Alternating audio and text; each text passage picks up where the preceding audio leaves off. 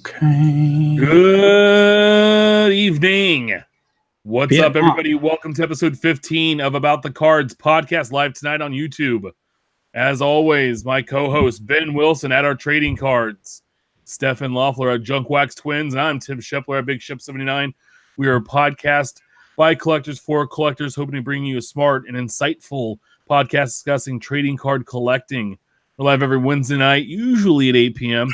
But we had a little hang up. One of our on-screen talents was hanging out with some very important people tonight. Somebody that might have been on the show previously as a guest. They were hanging out in Dallas. You can always follow us on Twitter at About the Cards. We're available on iTunes and again now Stitcher. About the Cards Pod. Follow us and review on YouTube and let us know. Subscribe there, and that way you'll know when we go live. You'll get a little notification. And then check out the new show we have on our YouTube page. We talked about this last week. LOL, live on location. Steph met with Saber Geek, aka Rich Klein, a hobby great. And I'm going to throw it to Ben real quick. Ben, you have some announcements to make, huh? Yeah, good evening, everybody. And we want to apologize for our late appearance, this evening. We have a little sad news. I think everybody was kind of shocked in the hobby. For anybody that follows Cryptozoic, we lost an industry giant this week in Georgia Nadao. He passed away suddenly, and we just kind of want to have a quick moment of silence in his memory. And our thoughts and prayers, of course, go out to everybody in his personal family, as well as the Cryptozoic family. And, anybody in the hobby that I guess he was very gracious with all of his time and knowledge, very excited to talk about sketch work and all that kind of stuff. If you were to meet him at a card show or the Nationals. So I had a chance to interact with him a couple of times through Twitter. He was always a great follow, did fantastic giveaways and things, always was interactive with as many people in the hobby as he could be. So he'll definitely be sorely missed on more than one level. So it's unfortunate for the hobby to lose somebody that was so passionate, about the hobby that he loved and that we all share. So, may he rest in peace. And, we definitely want to make sure that everybody kind of keeps that whole family in their thoughts. Most definitely. There was to watch the outpouring on Twitter when it was announced, and just everybody had the same sentiments, and never was able to meet George or have a lot of interaction, but he touched a lot of people in the hobby, and it's one of those things. It's kind of hits home and makes you reflect back a little bit on real life things, and we have this podcast to have fun and to talk about enjoyable things in the hobby most of the time, and we want to continue that because we have a special birthday tomorrow, Stefan. Aww. He turns 13. Indeed. Because we're all under 12 years old to be on this show. And I think Steph has a little mail day, but real quick before he starts his mail day, I just want to show I did pick this up for him, which I need to mail out. He has a package there I got to him last week, but this came this week. And then today I was lucky enough, I was at LCS and my LCS, and I was able to buy this one off a guy who was busting a box. It's a Killer Brew. Yeah, it's Killer Brew, two jersey, had a 25, a little old piece with a pinstripe and a white piece, so a material. Nice. And it says it was game used. So I smelled it, and it does smell like Harmon Killer Brew. Nice. Yeah. Just real quick before he opens his stuff, I also sent Stefan something for anybody that doesn't try to. It was returned to sender. And I was absolutely livid, which I tweeted out my personal mistake. What happened was I forgot to put postage on it. And they're like, extra postage to do it. I'm like, what do you mean extra postage? I put plenty, but I only put plenty in my head and not actually on the package. Yeah. So it took me another week to get over to the mailbox, which is par for the course when it comes to shipping stuff to Stefan. So anyhow, he got it probably Saturday or next Monday. I got it then. How do you know? You didn't get it yet, but you'll got it soon. I got it. Okay. All right. So Steph, what did you have there to rip, bud? Spotlight here. Spotlight of sorts. First off, while I was with Cracknell, we broke a single pack of hair to tie. Not much in the way of highlights. I did get one high number, a Pat Nashak, which I'll be sending off here soon. Let me switch tabs so I can see what I'm doing. Boop, boop, boop. Here to tie, Pat Nashak. A Austin Meadows numbered 199 of 999. Kind of cool. Chromey card. But if you can kind of see, there's some surface damage on that, and that's because the very next card in it, Shohei sticker in its sleeve, which is kind of cool. Yeah, those are pretty neat. I did get a package from someone on the show It looks here. like it got eaten up. So I didn't wrap it. I ordered it and had it sent to him. So who had the seller is the one that packaged it up. There's a lot of tape there.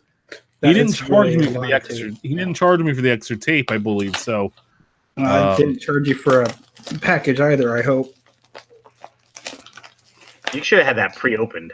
I probably should have, you know. Yeah, watching him struggle those muscles. He's struggling like his sweatshirt did on Sunday against the Bills. He's definitely struggling. Wearing that Viking sweater.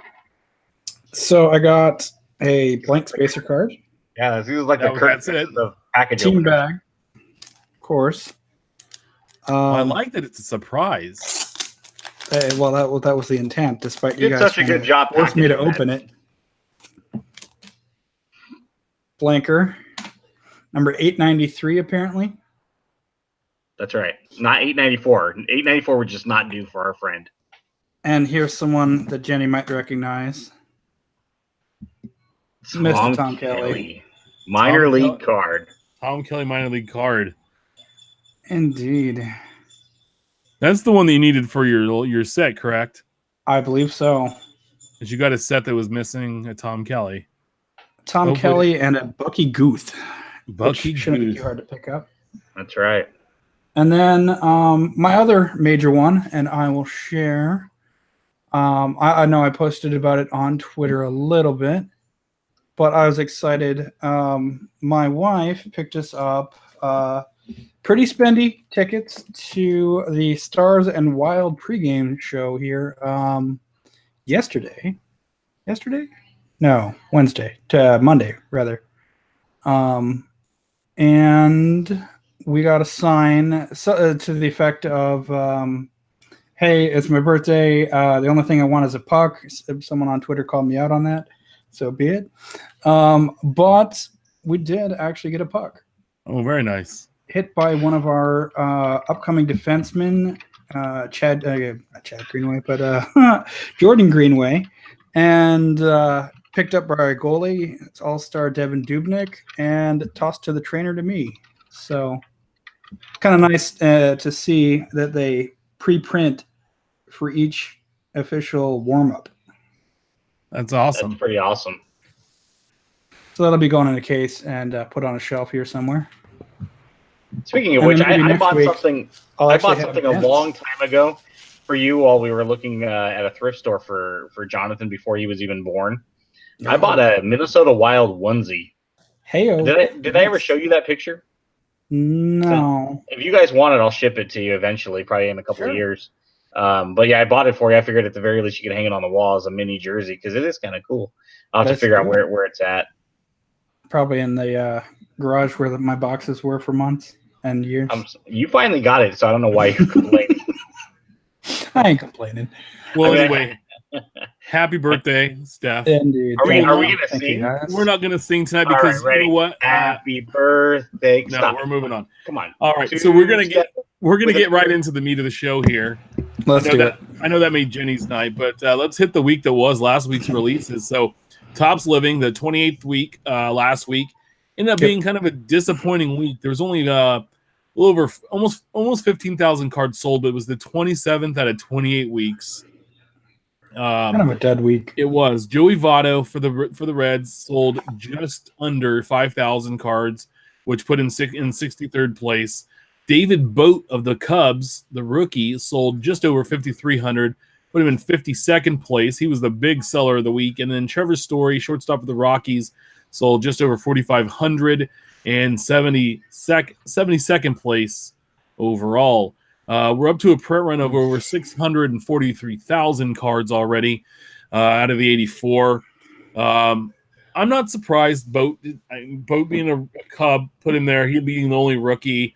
I figured he'd hit $5,000. I didn't think he would outsell Votto. I figured he'd outsell Story, but yeah, he beat Votto by good 400 and something cards. And I'm curious whether that's the Cincinnati factor. Correction, it's Boti. Boti, not boat. So Boti. Get your story straight, sirs. Yes. But you guys shocked at all?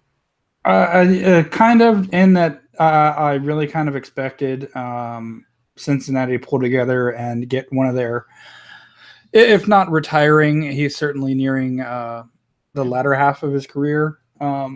I wouldn't necessarily call him a Topps living legend, but certainly a legend, all-star, great player for sure. We had an argument last week whether we considered he would eventually end up in the Hall of Fame, and I'm really surprised on his finishing. Yeah, I was a little, I had tweeted out to our some of our followers that I was surprised Votto undersold Boti, but at the same time, it's kind of indicative of where Votto is going to end up in this. He's a very underrated and underappreciated player, I think, as a star in general, but definitely within the hobby. You don't see him amongst, some of the other big names over the last, 5 to 7 years. I think that, maybe it's just because Cincinnati's kind of toiled in mediocrity for most of his career. But I was honestly surprised that he didn't at least, as the headliner, that he wasn't number one. But I think this is also where we're going to kind of see it's going to be between 45 to 5,500 every week, with the exception of, a superstar player of yesteryear, like a Clemente or, of course, a hot rookie that they haven't done yet. But I think it's going to be kind of par for the course here on out. Yeah, there was a Cardboard Icons popped in and said people like Votto, but do people collect Votto? And I don't believe that's. I like him. I think he's a great player, but yeah, his hobby value or worth to people isn't the same as some other players of his generation. That's a shame, really. It is, because you know what, you're gonna look back and we're gonna have missed out on a really great career. I think part of it is in Cincinnati he never was on a really big stage. I mean, he was in the playoffs and what was it, 14 against the Giants, and they ended up kicking him out. Yep. Or was that 12? One of those 2 years where they went on to win the World Series, and he just never really got a shot to really be a star. And he got the MVP, but he never really got that stage to perform on where people were like, this guy. And yes, he's a Canadian legend. He is, and the thing is, he's great with fans. He interacts with fans and kids, and he's got a great personality. So it's unfortunate that his star isn't quite as bright as other players. To me, he kind of reminds me of a modern day Dale Murphy, a guy who was great within his time, but he'll be kind of forgotten 5-10 years after he's gone for the most part. Yeah, and once the Cub posted, I mean, think of all the National League first basemen that he played against at the time. You had Ryan Howard, you had Pujols. I mean, even I think even like a guy like Freddie Freeman, right? Maybe outshine him just a little bit. I think that he's going to get a lot of pub this postseason here. We'll see, but he could be in the same boat as Votto. There was also a 2018 Panini XR Football, 18-19 Panini Opulence Basketball, and if it had a different name, it should have been called like Trump Tower Basketball because of all the gold that was in this. It reminded me a lot, watching it open, it reminded me a lot of Gold Standard that they used to have, those bricks. And then the 2018 Leaf autographed mini helmets came out last week. And so we're going to hop into hot off the press this week's new releases. So Topps Living got announced today. It's the 29th week. And there's a little, I would say, symmetry in this as card number 85, which is interesting because it's the year that he won the MVP. Don Mattingly, first baseman, New York Yankees. He's the 6th Yankee, putting him in first place. Card number 86 is rookie Nick Williams, shortstop for the Philadelphia Phillies. He's the 5th Philly. In card number 87, David Wright, third baseman for the New York Mets. He's the fourth Met. And I think, real quick, the reason Wright's in there this week is due to the fact that he's probably going to be playing his last game ever for the Mets. But side note, they said that if he might not play against the Braves if they're still in contention for, I think it was home field advantage, they want to give the Braves the best opportunity or the best competition that they can for that game. Nice touch. They had Wright slated for, which I think is the 29th. But his career and Don Mattingly's are very similar in the fact that they are really big stars in the biggest city in the United States, and they both had to end their careers early due to back injuries. And I want to see your thoughts on. I think Mattingly's going to do really well this week. Nick Williams will sell some. I don't think he cracks 5,200. He cracks 5,000 this week. Wright and Mattingly, I think, will both surpass that. But what are your guys' thoughts? Well, so they announced that they were activating him to give him a final showing, and brilliantly done. Nice touch by the Mets, and like I was saying while you were discussing it, I like that they're not going to just toss him out there whether they want to or not. They're giving the Braves what they deserve. We kind of did the same a few years back with Tomei when we traded him to the Indians and they started him at third base against us. We had already clinched the division at that point, I believe, or a wild card or what have you, what it was. But I think that once they announced it, they started having these cards designed. And Mattingly, of course, naturally is an obvious comparison. Have him up, ready, and done. So that, the week of his planned start, that's when they drop these two. Yep. Go ahead. It's just way too coincidental. Mattingly probably has a good chance of cracking 6,000. I don't think he's going to go considerably higher. There's a lot of people from the 80s that were big Don Mattingly fans and big collectors. He was just one of those guys that kind of you didn't have to be a Yankee fan to enjoy Mattingly play. Seinfeld. And he had such a legendary nickname, and so he's just one of those guys that you always wanted to root for. Kind of even in the back of your mind, even if the Yankees were playing your favorite team, he was just a likable dude, and he had such a beautiful swing. And it's unfortunate, much like David Wright, that both of their careers were cut short. It's good insight on your part, Tim, to kind of compare the two because of how their careers respectively ended, kind of mirror one another. David Wright and Don Mattingly are also popular in both New York markets very similarly. So there's a big parallel between the two. So it'll be kind of interesting to see how they sell with one another during the same week. I definitely think Mattingly's going to do the best of the group and definitely has a chance to crack 6. I don't know if he'll go much, much higher. I just don't think that the Topps Living set's going to sell much more than 15,000 week in, week out. Well, until they drop Trout. Yeah, Trout, Bryant, Mantle. Yeah. Well, some of the I don't think they can use Mantle though. They probably not. Well, maybe not yet, but if this set does last 3 years, 5 years, 7 years, right, eventually I imagine that his rights will come available again, and I imagine he will get a chance to. And it may be one of those things where maybe they can only use it on this particular set. You never know what's going to happen long term, right? And, so yeah, we're not going to probably see him. Definitely in 2018, probably not in 2019, but who knows? 2020 and beyond, it's possible. Yeah, and in the chat, Jenny did say, we need a Tiger. What about Alan Trammell? And I much rather see Don Mattingly than Alan Trammell, the most overrated Hall of Famer ever. No, that'd be Jack Morse or Kirby Puckett, honestly. Obviously, conditions aside. So big release came out today.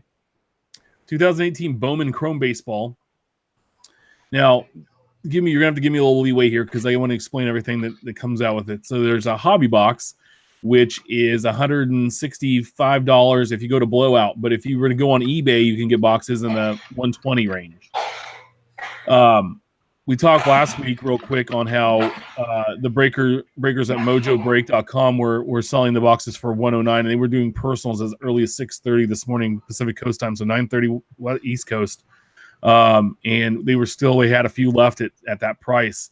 And because they were, there's like, hey, we're still making money. We're not eating ramen and stuff off this, but they want to give back to the collectors. And my thought is usually Blowout's blowing stuff out. And, if you look other spots than Blowout or Steel City or any of those other online retailers, they're all about 165. But if you look online, you're able to see it for a while, 120 or 130. This was earlier today. I'm not sure with all of it being opened, it's gone up, but just to kind of give you an idea. There's also one called the HTA Choice, which is 175 a box. I saw around 130 on eBay. So the hobby box has 12 packs. It's 2 mini boxes with 5 cards per pack.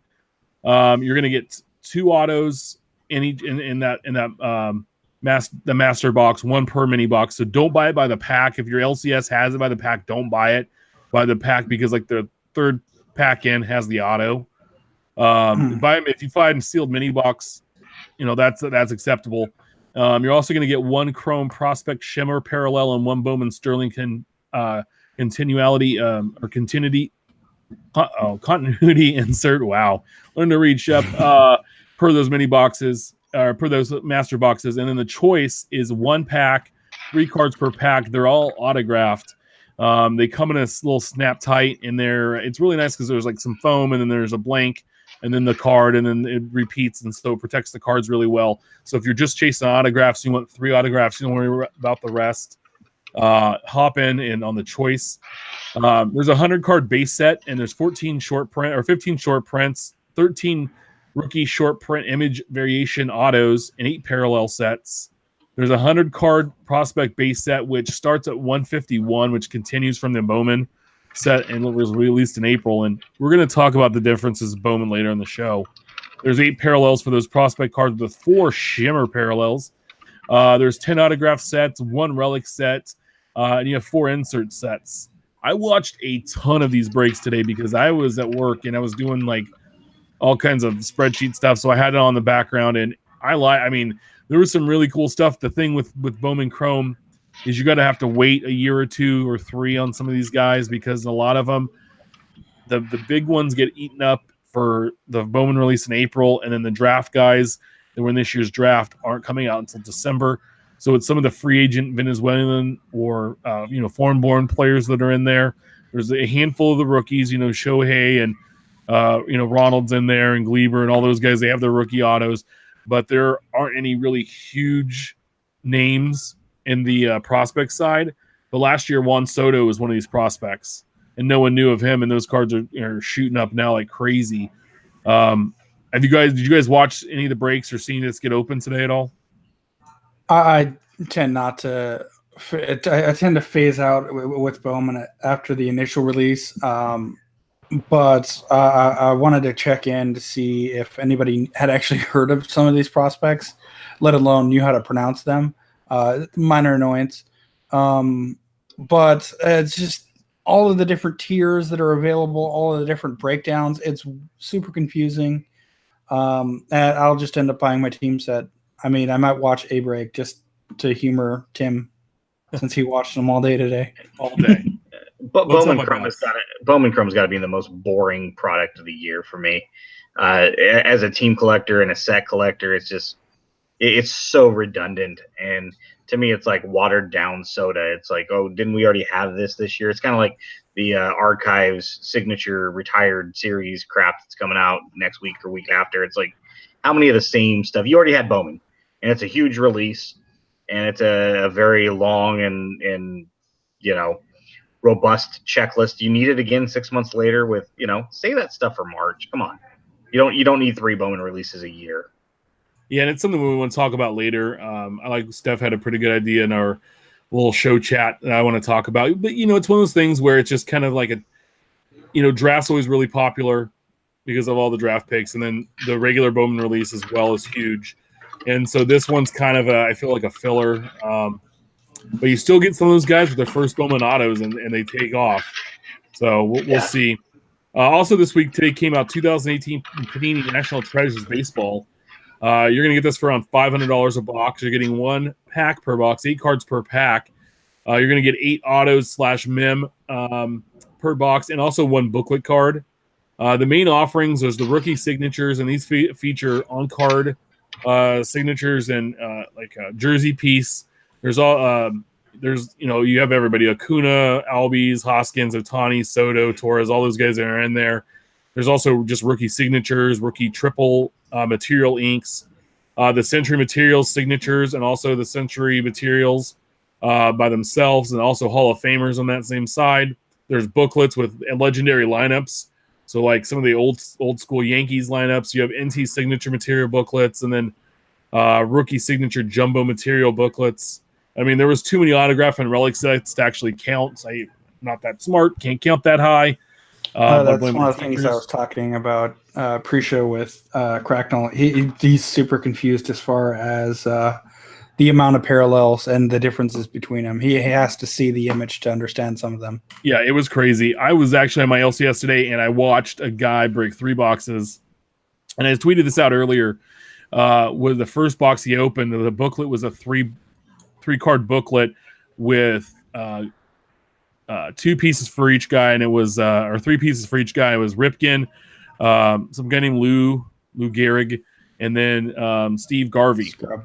And someone tweeted out to us, "Hey, why would just these 3 random guys on a card?" And I'm like, I instantly was like, "Come on, like you know why these 3 guys are together, right? Do you guys know why these 3 guys are together?" Sorry, which 3 guys? Gehrig, Garvey, and Ripken. Well, yeah, because it's the top 3 streaks. Garvey had the third longest. Garvey has the National League record.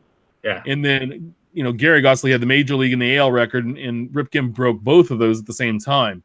And so that's why they're all together. It was an awesome card. I mean, to see jersey pieces of Lou Gehrig were amazing. And then the second box he opens was kind of what I would call it. And then also in this box, he had an Acuna auto out of like 25.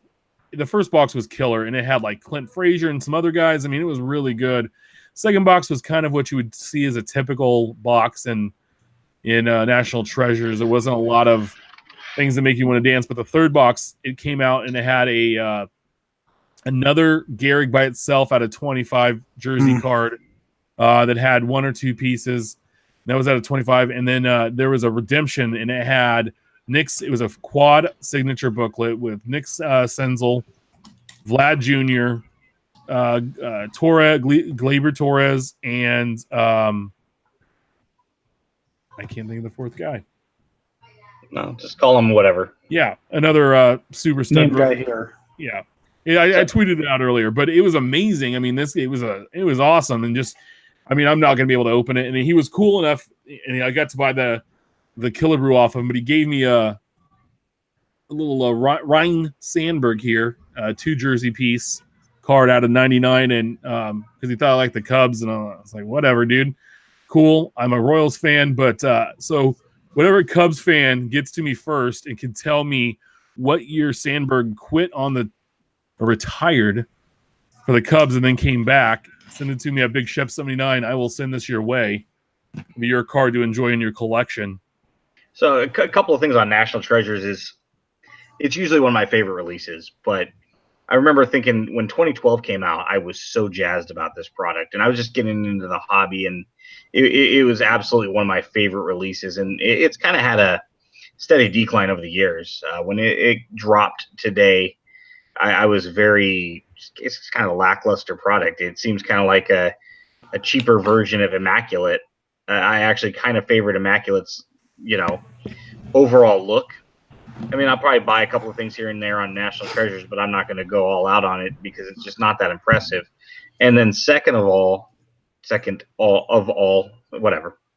English words. Yeah, second off, it's late. Maybe if we started 15 minutes earlier, right? Yeah, you don't think so.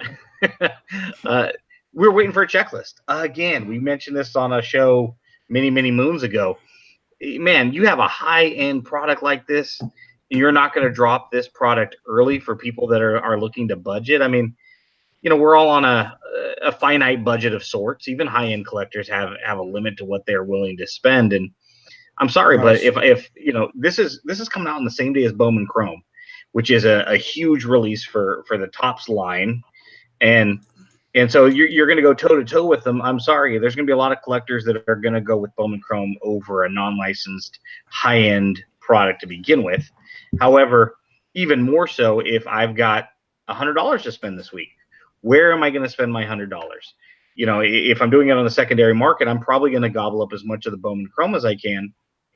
Why? Because I know it's available.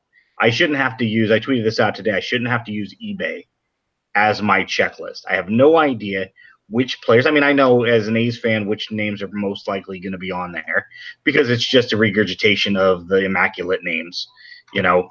And I'm sure if I went beyond the A's checklist and compared team by team between the two checklists, it's the same crap. And it's going to be 8 of this guy and 8 of that guy. And it's getting so redundant and so ridiculous. No, it's fun to see. It's something I'm not going to get in. I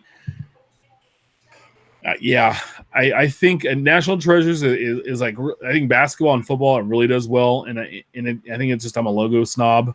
And in baseball, when you have, you know, gorgeous, you have these materials. I mean, they're awesome. I'm showing here on screen, but then when you take away that logo and just it's missing something. Killebrew here looks like he's playing for a softball team because he's a little bit older. He's gray haired. You know, that's what it looks like. And I don't know. I just think that I'd argue, because I looked at some cards pre-show, I'd say that's probably 1974. Yeah. Is that when Killer was a part of the Oakland A's? That'd be 75 for the Royals, and like 77 to 81 for the A's. But yeah, nice try, right, guys. Man. Oakland A's legend there. Yes. You wish. But no, but the thing I do love about it is the fact that I got to see a Gehrig piece of a jersey today in a card, you know, and it was like I got to hold the card and see. I was like, that's awesome. And you know, see next time you're over, let me know and I'll let you hold a 1933 Gowdy and a relic of Gehrig, a triple relic. There you go. See? About those.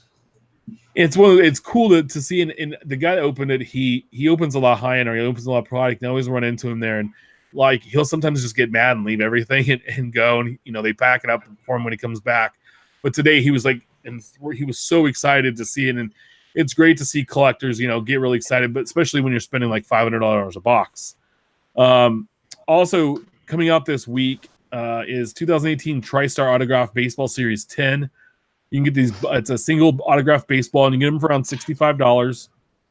Some of the names I saw on here, obviously, you're gonna have Shohei, Griffey, Hank Aaron, but also they had some Mickey Mantle balls, and I think they had one Gehrig ball, which was like the chase Centerpiece. But it's pretty awesome. You know, for your chance. I mean, there's also, you know, you're seeing a lot of stars and vets in there, but those were some of the highlighted players I wanted to bring up. But for $65, you got a shot at hitting a Mantle or a Gehrig ball. Not too bad. There's one more. Can I mention one more thing about National Treasures real quick before we move too far off topic? I guess. Okay. Well, for anybody that wants an interesting look, I did not tweet this out. I tweeted it to the guys privately. You got to look up National Treasures Mickey Mantle because there was a printing plate, and I'm looking at one right now of Pee Wee Reese as well. It's a relic printing plate with no picture on the front. Now, there's a Shoeless Joe Jackson out there. There's a Joe Sewell. A couple other one-of-ones have popped up printing plates. But it's really interesting to see a front printing plate where it's just a relic and there's no picture. You actually have to flip the card over on the back. And the Mantle and the Reese are both available to look at the back to see who they belong to. But if you just held that up in the front, you'd have no idea, especially the Mantle, which is just a plain old bat relic. And I'm getting the screen share up here. Yeah, it's kind of neat for us to kind of look at. We're like, what is this? And the guy's like, this is a Mickey Mantle, you know, one-of-one printing plate. I'm like, okay, if you say it is, it can be whatever you want it to be. So and then, of course, if you look at the other pictures, you'll see. Yeah, so Steph, explain what we're looking at here. So this is the front of the printing plate itself, and I actually heard a plausible explanation behind it from Cracknell. But here's the back, where it states material game used, little stat blurb, one-of-one in the top corner. However, there's no Mantle. Like Ben said. You have on the left-hand side, you have a small square with a bat piece. You know, you have two on the far left and right side. You have a gray border on the bottom that has the Century materials, but there's just a blank image. Like this one has, or like my mouse would work, like this one has.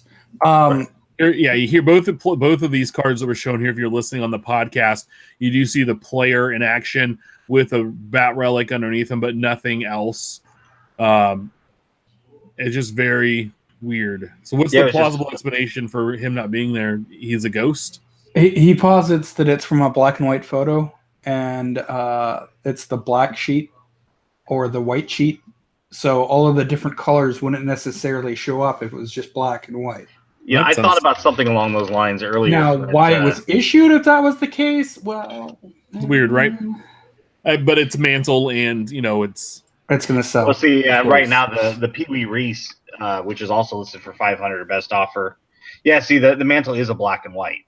There's not a Reese that's currently listed, so we can't compare the Reese just for argument's sake. Yeah.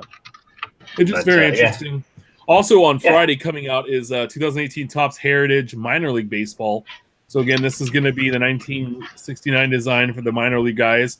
$65 a box, 18 packs per box, 8 cards per pack. You're going to get an auto or a mem. You're going to get 2 Make Your Pro debut promos, and you're going to get 1 blue cello pack top box topper, which is 3 cards. And I always love when you get a box topper. Box toppers are my favorite. We need more box toppers.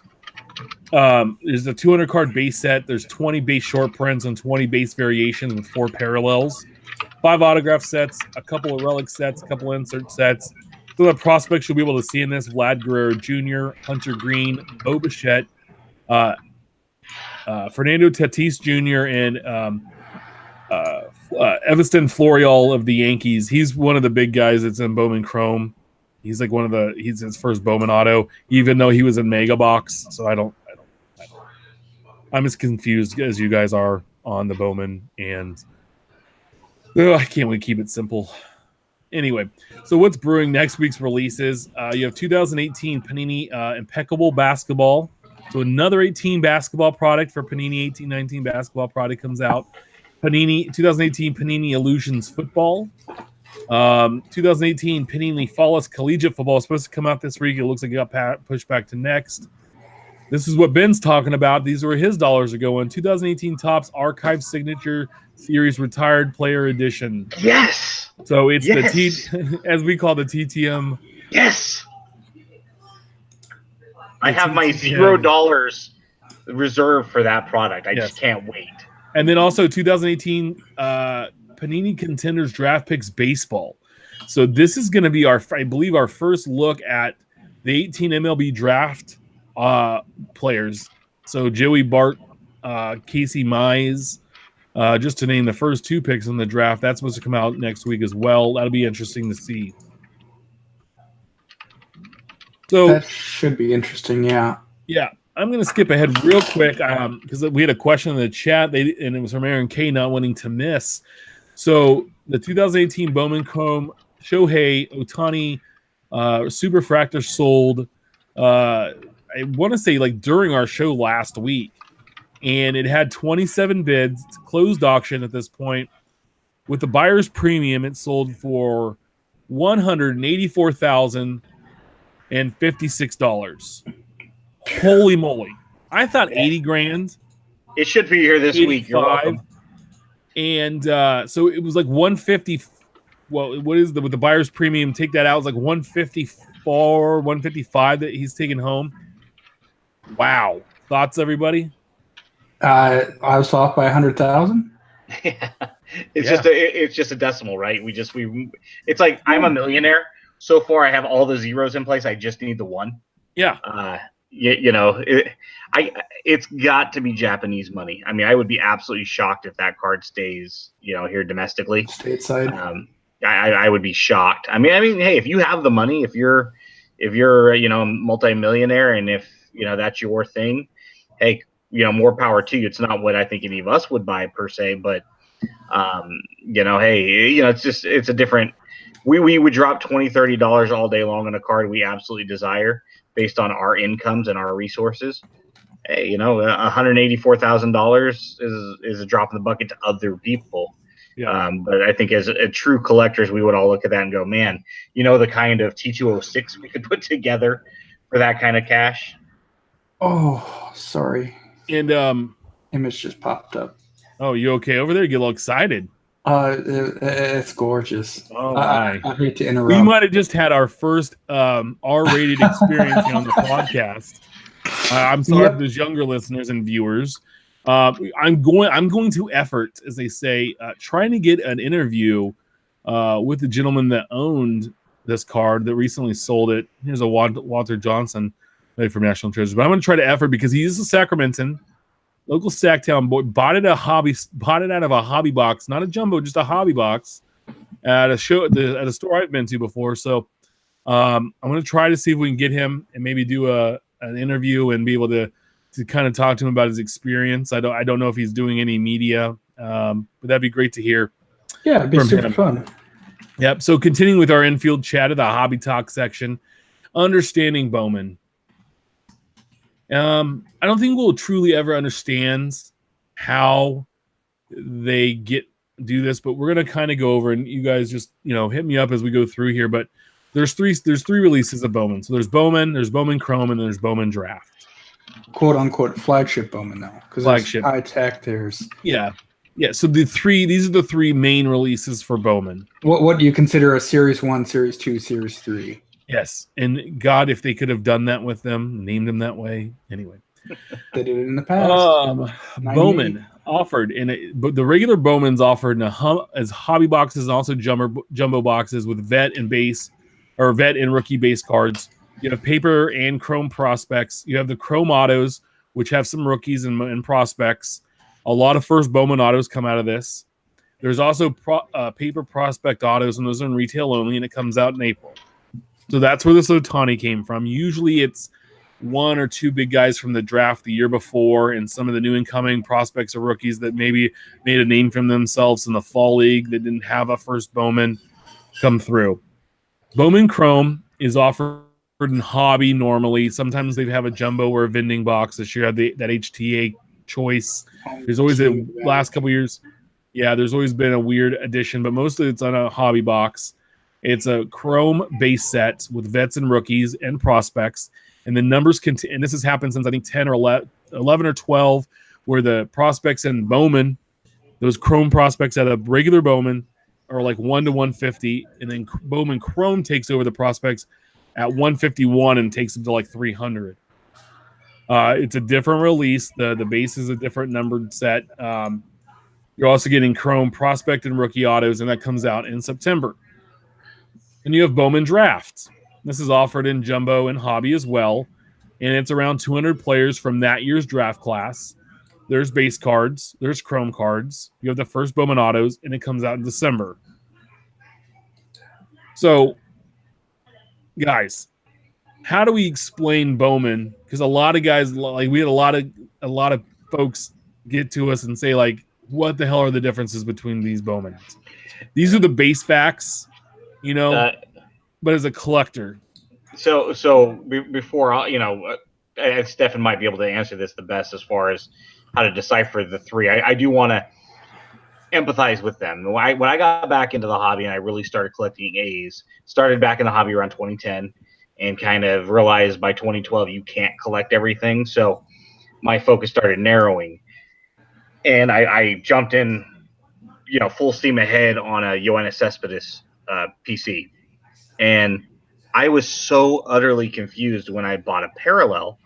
And I went back to try to catalog it. And it was of him batting, looking down the third baseline, maybe at the third base coach. And it was actually the Bowman Draft base card. But there was one of him swinging from, it was either Bowman or Bowman Chrome. And for the life of me, it took me forever to try to figure out, a couple months after their releases, what the difference was. Because when you type in 2012 Bowman Cespedes, all of the different releases from the three are all going to come up.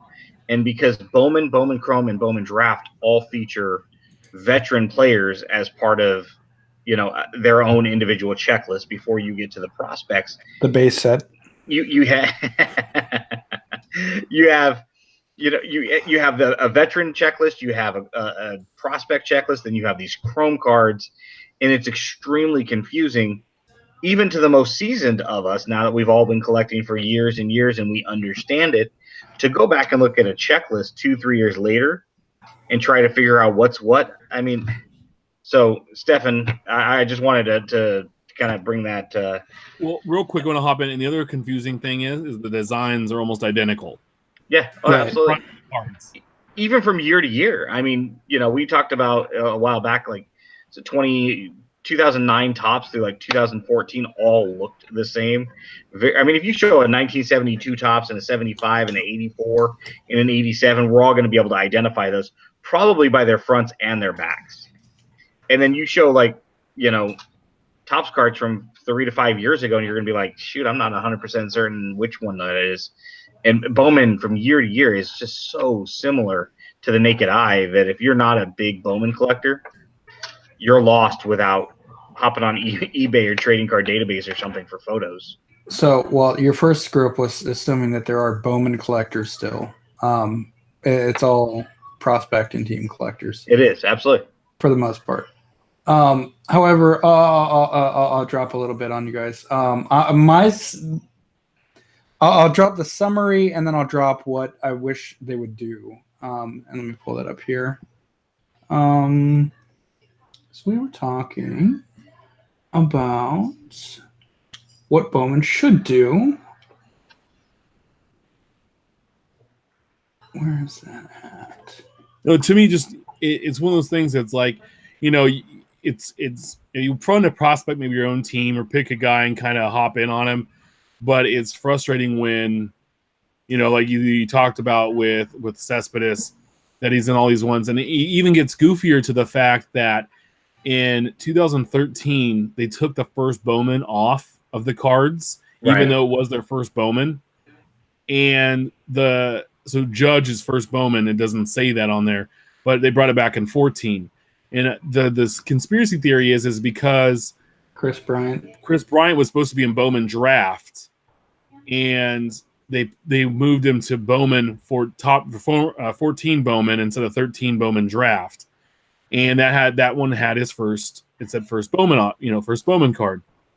But then they took all those draft autos he had signed and dropped those into all of the 14 Bowman products, so you could pull those out as well. In the same design. It was the 13 draft design. You're right. So it was slightly different. Yeah. So 13 draft design was now but you could open Bowman Sterling that year. You could open Bowman draft. You could open Bowman Chrome, and you could get Bryant 13 Bowman draft cards. So then what comes as his real first auto, 13 Bowman draft with 14 Bowman. And that's a big debate. And the values reciprocate that. So I think you pick the card you like and you go with it. I like the 14 because I pulled a Bowman or a blue refractor out of 150 of Bryant and 14. So that's one I would go with. What's also frustrating is, in Bowman this year, we had an opportunity to meet AJ Puck when he was with the Stockton Ports, the low A affiliate of the Oakland A's last year. And he had long hair, and Bentley had a mohawk, so they were talking about their hair together. And this year in Bowman, I put together the Bowman paper rainbow as far down as I could, all the way to numbered out of 5. But then you also have the Bowman Chrome parallel. And that's another, there's like 14 different cards in the rainbow for the paper, and then another 14 for the Chrome.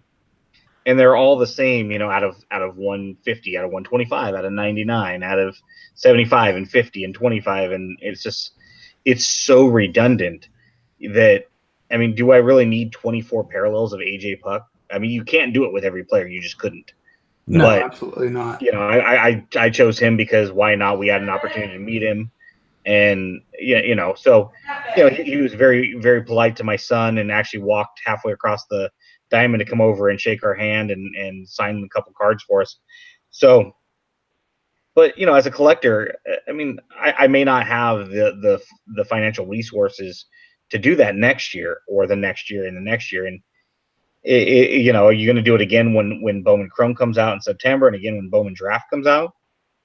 It's a financial nightmare. I mean, it's just a nightmare to try to decipher the cards. Okay. Sorry about that. I found my tweet. Here's my summary. So you have, as it currently stands, essentially you have the base Bowman that drops, and then in addition to that, it has the insert prospect set. Yes, Ben, it is listed as on the checklist as an Just insert. because somebody puts it on there at Tops that gets paid $12 an hour doesn't mean that they were right. And then in addition to that insert prospect set, numbered 1 to 150, they have a Chrome parallel of that listed as an insert that has the same 1 through 150, but in a Chrome form, which is fine. It makes sense. You've got 3 huge sets to run through. I mean, you're looking at, I think usually the base set has 100, prospects has 150, so you're looking at 400 cards. The Chrome set then drops. One of my cats apparently snuck out.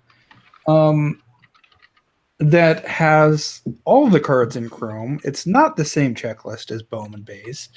It does have the prospects in base and Chrome form, despite being a Chrome set. Confusing everything. The numbers continue from 151 through, say, 300, whatever number they go to every year. They're never the same. Yep. Then Bowman Draft drops. And the same thing. They have it kind of continues what I would consider a Bowman Series 2 format, where they have the base set, and it's usually more recent prospect-y type players. And it's paper. The paper prospect sets, and then in addition, they continue the Chrome numbering. Some years they have draft picks, some years they have the top prospects, some years they have both. Mm-hmm. Now, is Bowman Draft still considered Bowman Draft picks and prospects? Is that still its official title? No, it's just Bowman Draft. It's Bowman Draft as of 2014, but some of the card numbers still have the BDPP designation. Of course, or TP, yeah, whatever. Or TP, or CP, or DCP, or CDP, rather. Yeah, and all of them get, and then all your eyes hurt, and then you're confused, and you just start to drink. And that's just since like Tim said, 2011, 2010 or so, that they've had the unified approach towards that. Prior, some years didn't have Chrome, some years had Chrome, some years had prospects, some years didn't have prospects, some years they had the World Baseball Classic cards in there, some years they didn't. A huge cluster mess. I like the change. However, if I were to change it up more so, what I would do is have Bowman as it is. Works fine. You have the base set, you have the prospect insert set, and you have the Chrome version of that. Bowman Chrome version of the base set, Bowman base set. If you want to drop prospects, okay, fine. Same thing. Have a different smattering of them, just so that you have more out there and more available. And then Bowman Draft, no current players. People that are from the draft or people that were all-stars that didn't get issued a card previously, as well as the Chrome versions. Yep. Yeah, I mentioned in the chat that I wouldn't mind them dropping, Bowman and Bowman Chrome are one product.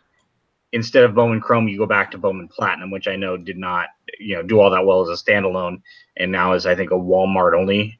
And then you go back to Sterling. And then, Bowman Draft was going to be Bowman Sterling.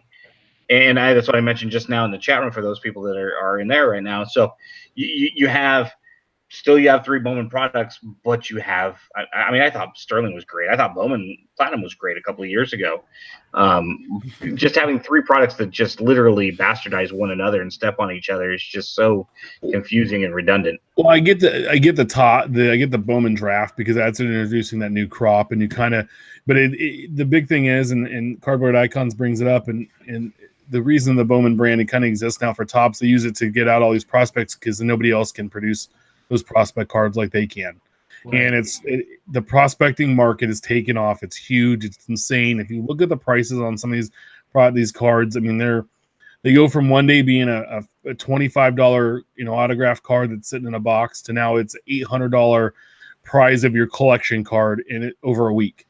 I mean, Aaron Judge last year was the biggest thing. Like I had one of them sat in a box for 3 and almost 4 years, and all of a sudden the card's now worth like $800. It was like, okay, 2013 Prism Auto. Yep. But see, that also goes back to, what we had talked about, I think it was last week, with value versus worth. And the Aaron Judge sat in a box for you because that's not what you collect. It's not like you wouldn't have the card and you wouldn't collect it, but that wasn't a focal point of your collection. Now the reason you have it is because now all of a sudden it's got this sense of worth because the market dictates that. It goes back to prospecting, which I know we can get into in and of itself in its own topic, but people are holding on to these cards with the intent to see them appreciate. And there's nothing wrong with that. No, there are a lot of tickets. But that's when you have to ask yourself, are you using this as a form of gambling, a form of prospecting? In other words, you're looking for a future return, or is this your hobby?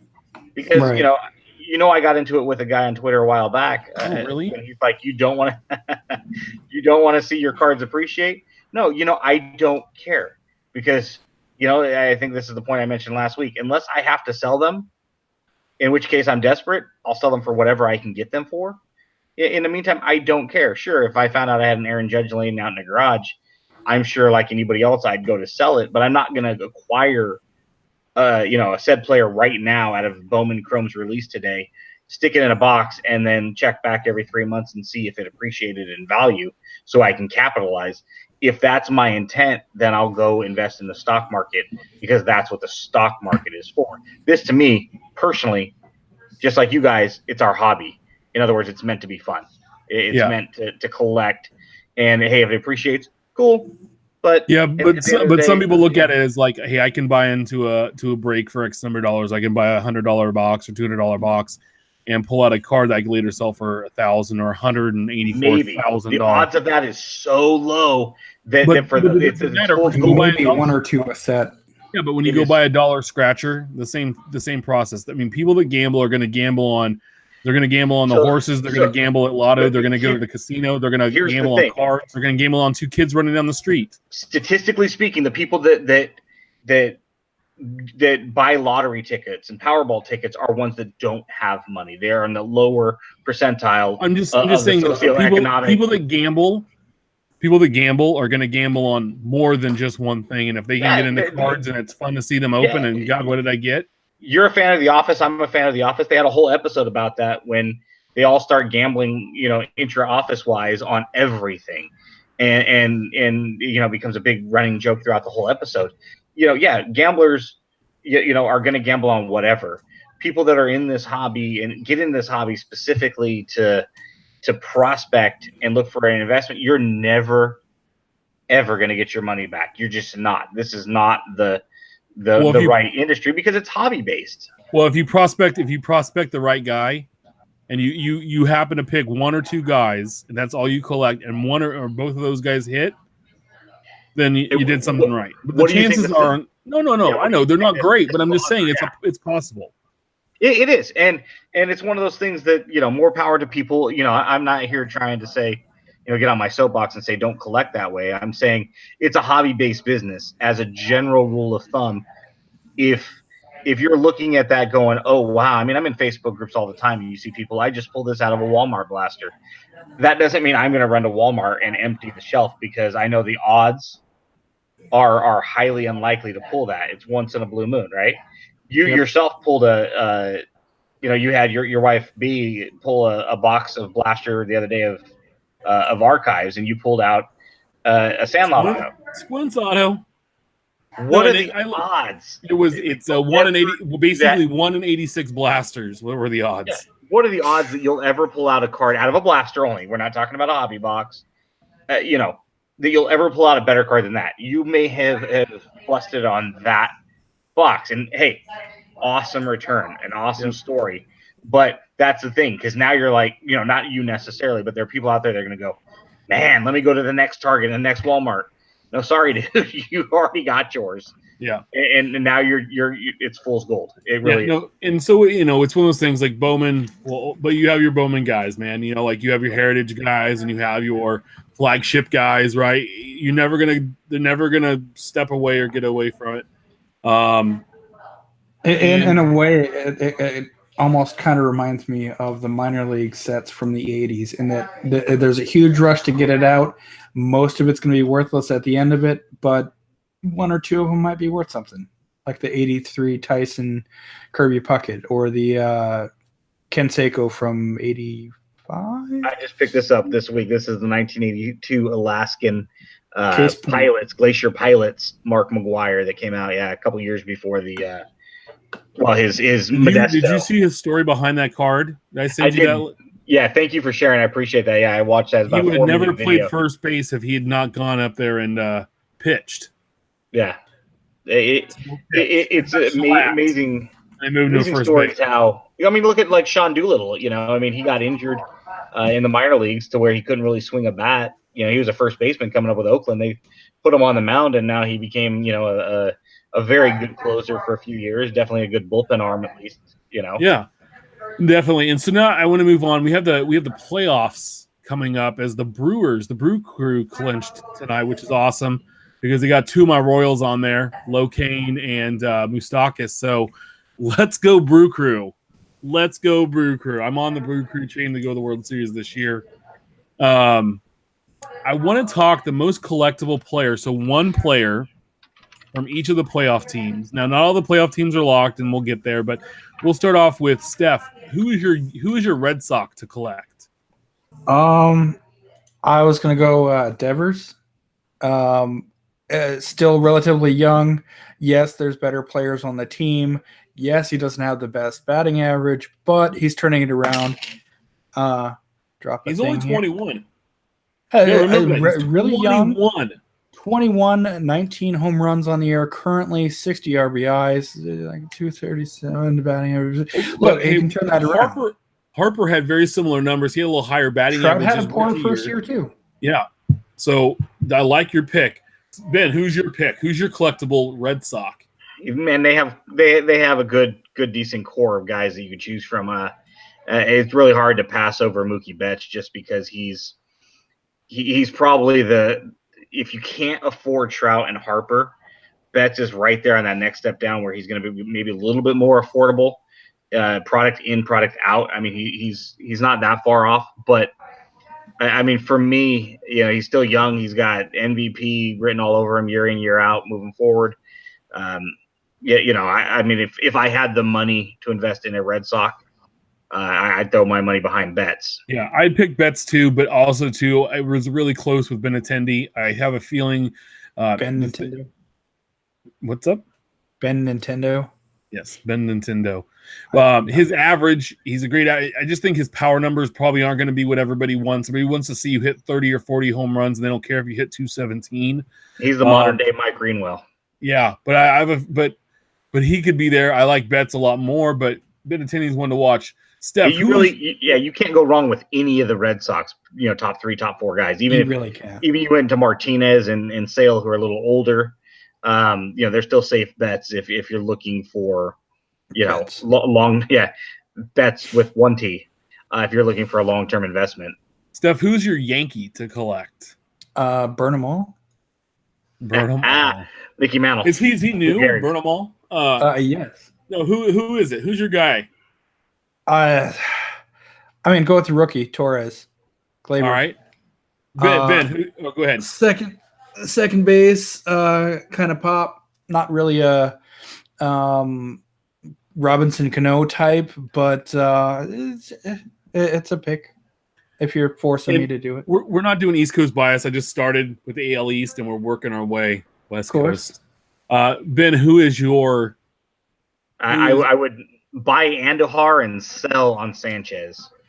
I think Andujar's got some staying power, and again, like you said, you need a guy that's going to hit, and he's got a higher batting average. I haven't checked in on it in a couple of weeks, but he's hitting over 300, almost 300. I want to say. Yeah, long term, maybe he's a guy that settles in around 260, 270, but he's a guy that has a chance to hit 300 home runs if he stays healthy. You keep stealing my guys because Andujar is the guy. He plays third base. That just means we're in line for the one time we're not gonna We're not gonna. Makes me sick. I'm We're rethinking not my gonna life. give the crowd what they want. We're not gonna disagree. Let's see if we can keep it going to the Indians. All right, so I'm going to lead off here then, since you keep stealing my guys for the Indians. I'm going Francisco Lindor. Didn't have my guy. The kid's a personality. He plays shortstop. He's a bat. He gets on base. He's still super young, and he's putting up numbers. He's an all-star. He's the guy. Look there. So Ben, who's your Indian? I love Lindor. I absolutely love him. I had to buy his Topps Living because his smile is infectious. The guy smiles all the time. I mean, he's going to be one of those guys you can't make an argument as to why you hate Lindor unless he's hitting a home run against your favorite team. But my guy is his counterpart in Jose Ramirez. He's also young. He's an MVP candidate. If the Indians keep Lindor and Ramirez together, barring injury, which is always going to be the caveat, man, the Indians got a scary 1-2 punch there for a long time. And they enjoy playing the game, and that's what's most important is you can root for them, just like we were talking about Don Mattingly earlier. Those dudes are hard to root against. That was my pick too. That's why I just cursed you out there a little bit with Jose Ramirez. He's kind of snubbed Jenny's favorite at the All-Star game here, but you can't not like the guy. And I mean, even my wife knows her name, and she's all but sworn off being an Indians fan, which maybe she should actually rework into if she wants to see playoff baseball. But that's another story for another time. We're Vikings fans, so we're used to it. All right, so Houston Astro. Ben, I'll let you lead off here. Who's your Astro? I have to go with Carlos Correa, although I do not think he's going to be there long term. I really want to say Altuve. He's another dude a lot like. You get one. I know. Stop picking my pick. Altuve, I've said this before, is going to go down like a Joey Votto, is underappreciated long term. I honestly think for Astros fans, I think Correa's gone in a couple of years. I don't think they're going to have the finances. I'm still confused on who's the your most collectible Houston Astros. Correa. I started off by saying Correa. All right, Steph, who's your guy since he stole Correa from you? Well, no, he almost stole Altuve, and I think what he was trying to say was he doesn't measure up. Oh, wait, the fact that he's taller than Ben is what really upsets Ben. Dude, I take my son to preschool, and half the kids are taller than me. So let's not act like it's yeah. I love Altuve. He's a little spark plug. He is. To see him stand next to a Judge, and they're both in the All-Star game together, is why I love baseball. You got a 6'7" behemoth. You got a 5'4", 5'6", according to B-Ref. 5'6" guy. So there's a foot and an inch difference, and they're both All-Stars in the sport. One's an MVP. One's a Rookie of the Year. It's amazing. Yes, absolutely. So did you say your guy yet? No, I didn't. My guy's Alex Bregman. Yeah, Cardboard Icons just threw him out too. Yeah, Bregman. The story I love about him is they had to put a lock on the batting cage while he was at LSU because he would go and hit all hours of the night, blister up his hands. They had actually put a lock on it so he couldn't get in there because before you could go in and whenever and hit balls. He's just to watch the kid play baseball. He looks like he's 13 years old out there. Just loves the sports. Like Lindor, like Javi Baez with the Cubs. You can just see like their love for the game is there, and it comes across on TV. Like I've not seen these guys play live, and I'm just like, man, you make me want to go back and buy an old school Astros hat and a Bregman jersey and root you on because my Royals are terrible, but whatever. He's awesome. I watch a lot of Astros baseball, obviously being an A's fan. So I'm all over the American League West. Bregman is the kind of guy who you enjoy to watch, like Lindor. Yeah, absolutely. He and that whole Astros team, they enjoy it. I cannot stand Bregman with a passion, in a good way. I love watching him play, but gosh, he just loves eating A's pitching alive. And I see him come up and it's just like, here we go. Yeah, and he's so frustrating to watch, but I love him. Yeah, so yeah. So that covers the playoff teams for the American League. We're gonna hop into the so this team, I guess, made the playoffs this year. The Oakland Athletics for at least one game. By the way, I was really getting on when they made the playoffs the other night. I was putting a lot of fun tweets about like, hey, remember the last time? And it was the playoff, the Royals world when they beat them in the wild card in extra innings. And then, last time the A's won the World Series was '89, and Cosby and Roseanne were the top two shows. And God, how times have changed with the leads of both those shows. Anyway, so Steph, who is your Oakland A to collect? Nobody. I toss them Ben's way. There we go. But if you're gonna pick a guy, if you were gonna, I did pick out Chapman. Yeah. Kind of having a career year so far. Seen him play a little bit, especially with all of the Rangers highlights you get here in DFW. Second, well, essentially first real full season, and he's putting up numbers. So go back to your 2016, 2015 Bowmans and try to decipher which one to collect. Yeah, Chapman was my pick too. So since you took him, I would go with Matty Olson. I think he's along the lines. He's not as doesn't get the pub that Chapman does. Whenever you hear him Gold Glove, and this is the future. I think Olson, though, these two on the corners, the A's can get them before they hit free agency and go the way of the dodo bird in Oakland, as all the players do, which is sad. But I think these two can hold it down for a while. Ben, who's your A to collect? So I'm gonna limit you to one current A. Okay. Can you name more than one? I'll say this: when Healy got traded, I jumped all over the Olsen bandwagon because I love Olsen. Plays a great first base. He's got a great swing. He's going to be a guy that can be a superstar if he can add about 15 points to his batting average. Mm-hmm. Right now, he's hovering about 245 in today's baseball, hitting 260 with his power and his defense. He's going to be, a borderline all-star year in, year out. Yeah, I said the same thing about Crawford a few years ago for the Giants. He was really good defensively. He was a good bat, but he needed to add, and he started to do that. And actually, he has added some power. I think the same thing with Olsen. He brings that up, and he becomes like, oh man, look at this guy, and he ends up playing in a few All-Star games at first base because first base in the American League isn't all that great. With Abreu was the White Sox was the starter this year, and it's kind of like. But let me say this though: Olsen is not my pick. Chapman is. You nailed it on the head. You guys both mentioned him. This kid, if you haven't seen him play third base, I mean, I would pay money just to watch him play defense. That kid makes stupid plays. The other day, I forget who the batter was, but he basically bunted it just to the left of the pitcher's mound where the third baseman would normally play. The shift was on, so Chapman was actually playing shortstop. He comes across, makes the play from the shortstop position. He has to hold back his arm sometimes because he has made some throwing errors because he's got such a cannon. I mean, I know Arenado is kind of the benchmark for where the current third baseman is. Even Richard Justice was on the radio the other day and said he has never seen a better defensive third baseman than Matt Chapman. And he goes, I go all the way back to the days of Brooks Robinson. So, I mean, you take Richard Justice's opinion for what it is, but baseball. Yeah, it's a short list of guys, and we get the pleasure right now as baseball fans of seeing Arenado. And Machado is a great defensive, if he stayed at third base long term. Right. Chapman, there's some good ones out there playing the hot corner. If you're going to invest with the A's, Chapman's your guy, but you can't go wrong with Olsen or Sean Manaea if you're a pitcher guy. I can't. Well, and I don't think we're going to have many pitchers on this list just to do the collectability. I have a pitcher for one of the teams. One of our listeners here might enjoy. But the thing is, I'm glad to say this at FanFest though. Manaea stopped in front of Bentley, who was a little shy, and he wanted to give him a fist bump. And he goes, I will stand here all day until you give me a fist bump. So finally, Bentley reached out and bumped his fist. Manaea is another guy like Lindor. He cheers on his team. Unfortunately, he's out for the rest of this year and all of next year. Former Royal. He enjoys the game.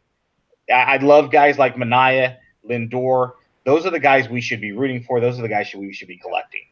Former Royal, we traded him for Zobrist to make that World Series run in 15. Yep. Absolutely. I'm glad you didn't say Chris Davis, and that's just because he can't throw baseball. And when the Oakland A's tweeted out he should be in the MVP running, I said, man, if he could throw baseball, yeah, he might be. But when you can only hit the baseball, You know, Edgar Martinez it's not due to an injury. Martinez was due to an injury, but again, doesn't matter. Yeah. Let's move on to the Atlanta Braves, a team that's got a bunch of young studs. Let's go off. Steph, who is your Atlanta Brave to collect? So the obvious answer would probably be Albies or Acuna because it's their year, and I get that. But I'm gonna go with Swanson. He's making his runs a couple years in already, and I'm not saying this because I have a really nice Leaf pre-rookie auto relic, but he's finally found some power this year. Averages about where it's been, but I like what he's done so far this year, and I like the talent in the field. Injury aside, but future looks bright in Atlanta for once. Yeah, Ben, who do you have? Atlanta is so deep. I mean, we talk about Houston having Springer, who's pushing 30, but Altuve and Correa and Bregman, they've got so much young talent. I mean, Atlanta is so loaded. But the guy I'm going to go with is none of the guys that Steph mentioned, and that's Freddie Freeman. I think he is Votto. He is Goldschmidt. He is, these guys are, Altuve.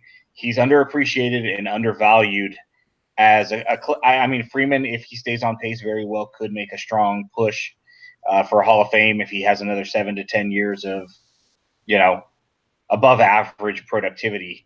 At the very least, he plays the game right. And, he's fun to watch too. I don't catch a lot of Atlanta games, but, he may be 4th or 5th on the list, but he's definitely a guy that I would probably collect. And he's probably pretty affordable, I would imagine. Yeah. My guy is easy pick. I went with Ronald Acuna. This guy in cardboard egg kind of reminds him of Andrew Jones when he came up in '96. Absolutely. I think it's maybe better. I think this might be one of the best young hitters we've seen. Watching him lead off all those games this summer with those home runs, I think it was 4 in a row. Yep. Just watching him play baseball, kid is amazing. You couldn't go wrong with Ozzie Albies playing shortstop as well. But Acuna's a power hitting outfielder. I think for a while he's going to be in Atlanta for a while. I think they build back up to what they were in the '90s. They've got the pitching staff. Yeah, I mean, I think it's more of a the reverse. That you see the hitters on this team really leading the way. They build up that team down there, the new ballpark. You got a vet leader in Freeman. It's good things coming out of Atlanta. Great to see them in the playoffs after they were a few years ago. We got some new blood in here and see this turnaround and do it the right way. I've always appreciated the way that teams have done it. You saw the Royals rebuilt and went to 2 World Series and won one. You've seen the Astros build with their minor league system, and both those teams added a key player here or there through free agency or trade. You saw the Cubs rebuild through their farm system. We're seeing Atlanta build through their farm system. The A's are just a farm system, and they were able to make it. And you see the Yankees now when they made the trade, when they traded Chapman the first one time to the Cubs, and they got those young guys back, and then they traded Miller, and they got some young guys back. And they still spend the money, but they've kind of gone back to that mid-'90s where they built through their farm system and then added key pieces. Obviously, when you can go and trade for a Stanton and you already have a Judge in your farm system, it helps. But it's building through your farm system is the way to do it, not free agency and going and buying players. Watch out for the Blue Jays, my friends. Watch out for the Padres. These two teams have a bunch of young studs coming up as well. They're on the same path, these guys. Two things on the Braves, though, real quick, is one, they're a year ahead of schedule, which is absolutely scary. Yep. That was the Nationals division to win. Everybody knew that, and the Nationals absolutely shit themselves. Yep. And then the second thing with the Braves is Albies, Acuna, Newcomb, Swanson. They're all under team control for multiple years at extremely they're pre-arbitration. I think Swanson's the closest to arbitration. They're going to have money to spend if they wanted to go make a run at a Machado or a Harper. They absolutely could, financially speaking. Easily, they could absorb a high-end pitching contract that somebody might be looking to move off of. Hypothetically, if Kershaw decides to opt out of his contract, I think his first choice would be the Rangers if he left the Dodgers. But if the Braves, you want to talk about a team that's set up to win over the next 5 or 6 years, I mean, we I might like be to talking bring about Atlanta every I year. like that you bring up Newcomb. Not a lot of pitchers are going to be on our list tonight. He might be a guy that in a couple of years we look back and go, why weren't we collecting him?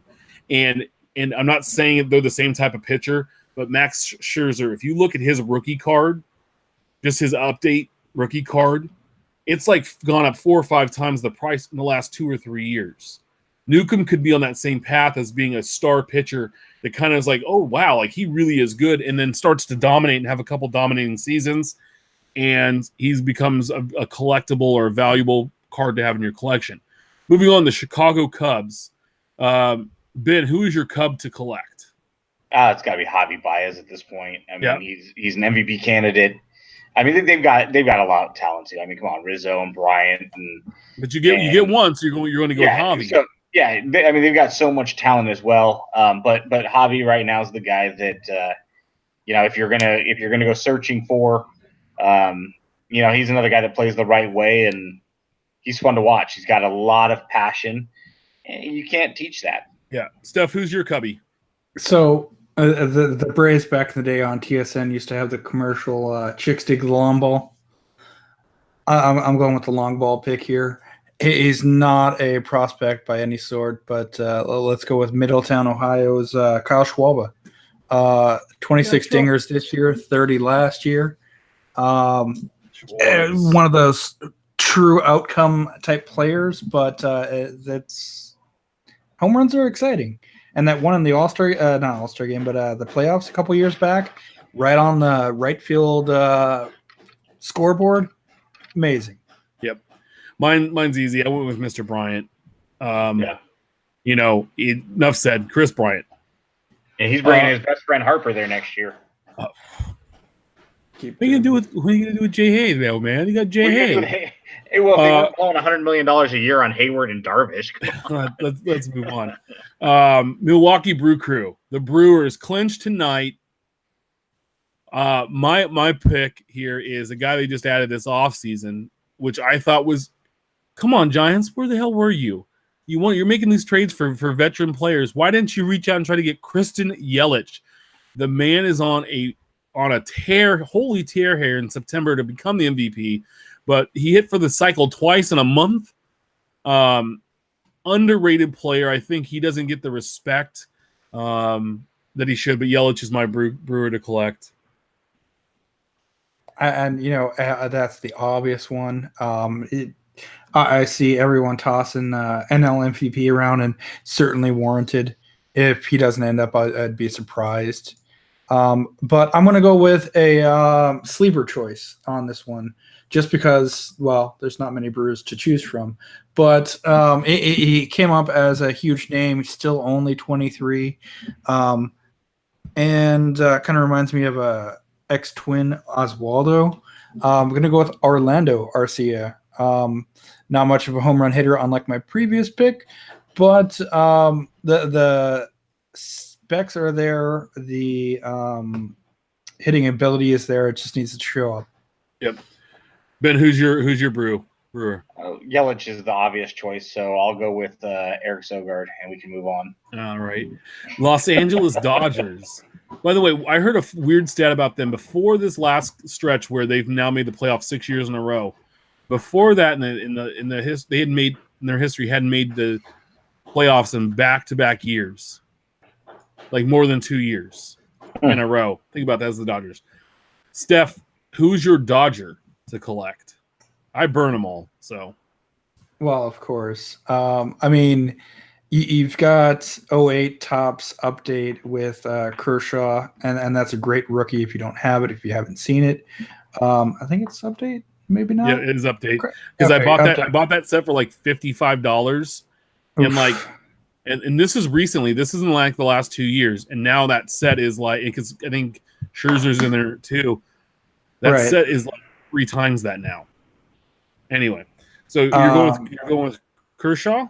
You'd like me to do that, wouldn't you? No, I'm going to go with the second best nickname in baseball besides Ben Nintendo, Belly.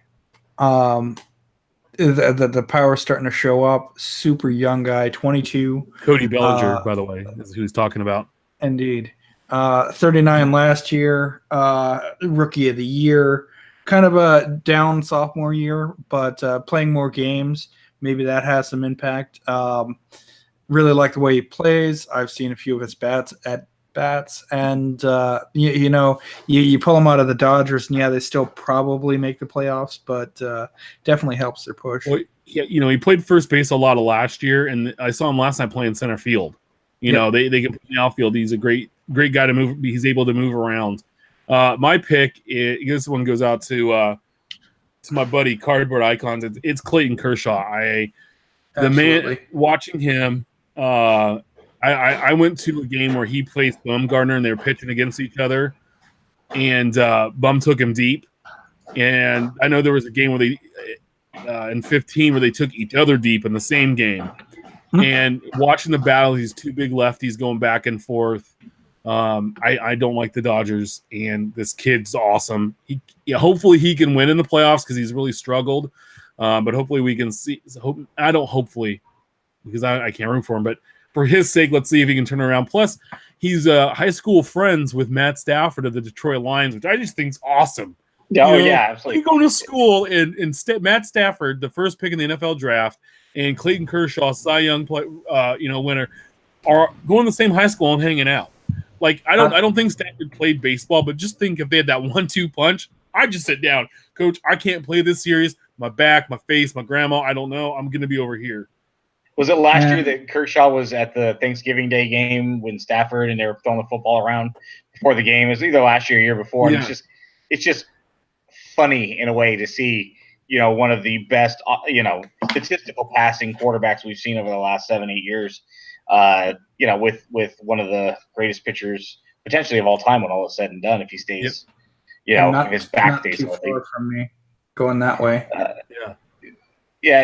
Who's your Dodger, Ben? What's interesting is Bellinger, for as hot as he was last year in the hobby behind Judge, it's just like the hobby kind of forgot about him this year. So, but the obvious pick, Clayton Kershaw. Why? Because with all due respect to Scherzer and Verlander, he's the best pitcher we've seen in the last decade.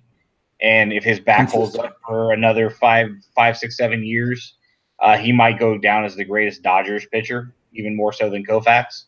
Well, after Valenzuela and Oral. Well, yeah, come on, after, Hideo Nomo, Rich Hill, and Oral Hershiser, and Welchie, which I found out this week. The Go-Go's had a song written about Bob Welch back in the 80s. That's awesome. I forget the name of it because, after all, it's the Go-Go's. But, Kershaw. We don't talk a lot about pitchers because of their volatility, but Kershaw's a surefire Hall of Famer. But for the next team, I'm actually about to go to a pitcher. So we have kind of a tie here with the Cardinals and Rockies. I think the Rockies might have gone into first place, and I know they're playing. Anyway, so we're going to tie here. So we're going to cover both teams. So we're going to go to the Cardinals. Steph, who is your Cardinal? They're such an aged team, and I for this pick, I kind of had to cheat a little bit and look up whether he was related to someone. But I went related to someone. Tyler O'Neill. Because I vaguely remember someone from his same draft class was related to Paul O'Neill. But I can't find out who it was, and my memory's failing me at the moment. And outside of the proven veterans, the Cardinals don't really have too many younger players. You could go with Yachty, legit one of the best catchers of the past generation, and some of their outfield guys coming up. But I like Tyler O'Neill's age and his stats for the limited amount of games that he's played this year. So go back and look for his early Bowman first cards and dig him out. He's on the Mariners. Another sleeper. He would be on the Mariners, by the way, back then. So just a heads up. He was a Mariners prospect before. Benjamin. So I will give you one name, but the Cardinals are a unique team where you could go with like the super vet in Molina if that's your collecting style. If you want to go with a younger player, O'Neill's your guy. The guy that I'm going to give you, though, is the guy right in the middle of the pack who's an MVP candidate, is Matt Carpenter. They've got a nice blend of, pick your your generational guy. If Carpenter puts together a couple more years, he's going to be, the Hall of, Really good to very good. He's going to be, a step or two below. He'll be that maybe that third tier guy, but he's fun to watch. And, he's definitely somebody that you have to game plan for when he comes up. He's not somebody that you can just bypass and pitch to. And he plays multiple positions too. Yeah. So that's always valuable to a team. Yeah, I really wasn't sure there was anyone I'd want to collect. Like, I was really hard pressed. I mean, I think Molina would be the guy. And just be based on name, Harrison, Darth Bader would be one of the guys I would look to go towards. Maybe you could probably pick him up for a pretty good price. He's in all kinds of products this year, and you never know if they pop. So we're going to go to the Colorado Rockies, who I once tried to get an internship with in college and turned me down. I was really pissed because my great uncle has an apartment in a high rise, like 2 blocks from the stadium. And he was like, yeah, you can have it all summer long. And they turned me down. And so on the Rockies, but when they ended up drafting one of my really good friends' cousins, Garrett Hampson. So he's the Rocky that I collect because I hoard his Bowman 2016 Bowman draft. First Bowman cards like crazy. If you have him, want to trade him, let me know. He's also in Chrome this year, so if you hit him in Chrome, let me know. He's in no autos though. But the guy I actually picked before Steph changed my notes here was third baseman Nolan Arenado, and I still think he's underrated for whatever reason. He gets discounted because he plays at Coors and with his numbers, but you see his defense and his offense, and he's the guy that I would go with the Rockies. Ben, who would be your Colorado Rocky? Got to go with Arenado. I mean, he's a superstar. He's a potential Hall of Famer. He's a defensive whiz. We talked about that a little while ago when talking about Chapman. He really is the modern day Todd Helton. He's a guy that is going to be discounted because of the stadium that they play in, the city that they play in. They're going to be stalwarts of that team, just like Helton was. He'll be there for most likely his 15-year career. And he'll be beloved by Colorado Rocky fans, and he'll be a Colorado legend. And you can't go wrong. I mean, when we talk about this whole thing and prospecting and who would you collect, a lot of times you go with these young players. But why wouldn't you go with Arenado? I mean, he's the guy. And if you're making a list of top 10 players in the league, once you get past Trout, and then you start to get to that next layer, why can't he be mentioned with Harper and so many, Chris Bryant and some of the other, big names, Korea, he's right there. Yeah. Steph, who's your Rocky? Mike Hampton? Nope. Rocky. No. Didn't go with Darryl Kyle either. Oh, rest in peace. Rest in peace. Come on. Indeed. No, I'm going to go with statistically their best pitcher, single season wise. Beating out Pedro Astacio in 1999, Ubaldo Jimenez in 2010, Kyle Freeland, 16-7, 196 innings pitched, almost 169 strikeouts as a Colorado pitcher. I know there's a lot of negativity to that as being and playing in that ballpark, but if he's putting up these stats playing for them, imagine him in Baltimore or New York or Los Angeles or San Francisco. Yeah, or San Diego or Oakland, which are notorious pitcher parks. Yep. Exactly. Or Target Field. Again, pitcher park. Yeah. His stats will look that much better at, putting up 200 innings pitched in that ballpark and to only have an ERA of 2.84. Can't not like the guy. Yeah, that's pretty awesome. No, yeah, I mean, I think we hit a lot of good players there for these playoff teams and guys to watch during the upcoming playoffs, and this is probably not the time to buy them as they hop into the playoffs and start taking off. But December, January, February is a good time to go after those to collect baseball hardcore because you're focused on football and basketball and that sport with the puck and the stick that they play on the cold surface. Yeah, and again, guys, tweet at us and let us know who you think is, if we are wrong, if we missed somebody here. Ben was wrong, all right.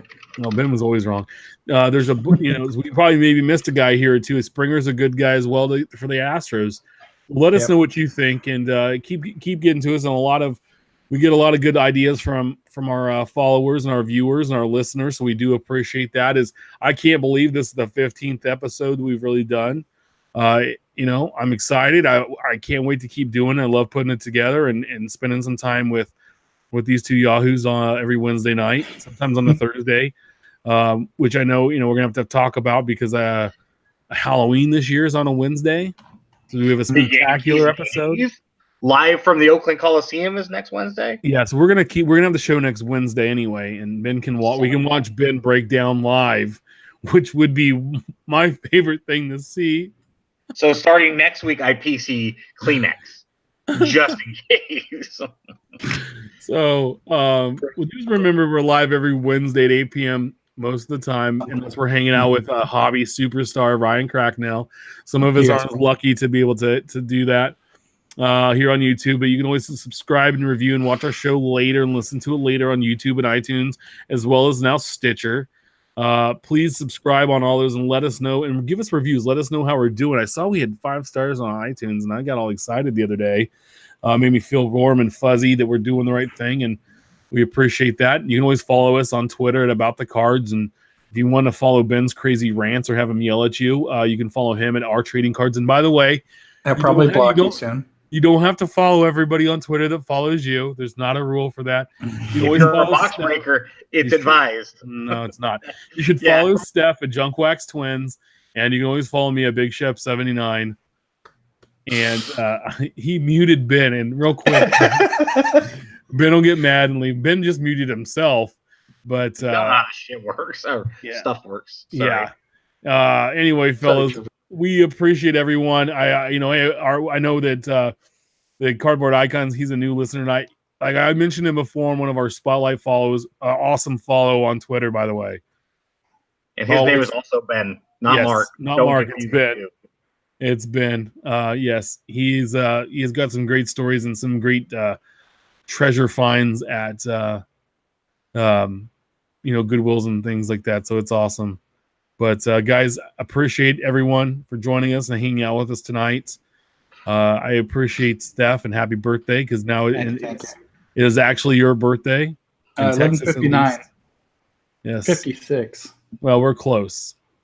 We're close as we wrap up almost at midnight Central Standard Time. Everybody, again, thank you. We'll be back next Wednesday live here on YouTube. Everyone have a good night. Yep. Have a great one, guys. All right. Love you. Bye.